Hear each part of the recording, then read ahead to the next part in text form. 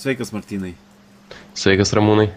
Na, papasakok šiek tiek apie ką čia matome šitose nuotraukose. Na, nuotraukose matote Tarzanijos nuotykių parką, kuris yra įsikūręs vaizdingoje vietoje ant Nemuno kranto, netoli Alytaus, netoli Radžiūnų piliakalnio. Supratau. O papasakok, kokie ten ekstremalūs tokie pojūčiai gali būti ir kokios būtent atrakcijos tenai yra prieinamos visiems žmonėms. Na, buvau Tarzanijoje porą kartų ir tikrai nesigailiu. Ten tiek mažiems, tiek dideliems yra ką veikti. Yra iš viso 6 trasos, kurias gali įveikti tiek suaugę, tiek, manyčiau, ne 10 metų vaikai jas gali įveikti pasistengę. O mažiesiems yra pati mažiausia trasa, tad visa šeima turi ten ką veikti. Matau, yra tokių kaip neblogų visai ekstremalių taip pat pojūčių. Gal pats išbandęs esi visas? Taip, visas po kelis kartus netgi.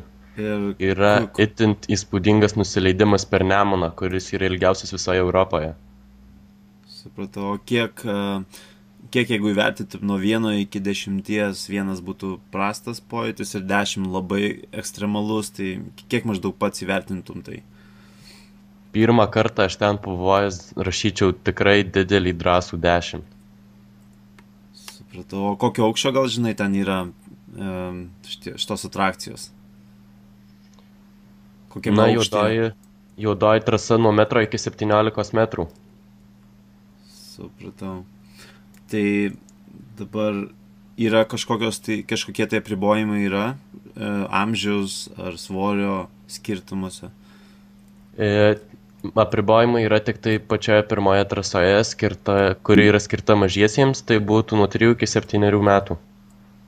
Yra kažkokios darbo valandos, yra laikas? Taip, nuotykių parkas dirba kiekvieną dieną nuo 10 val. Iki 10 val. Vakaro, išskyrus O pirmadienį.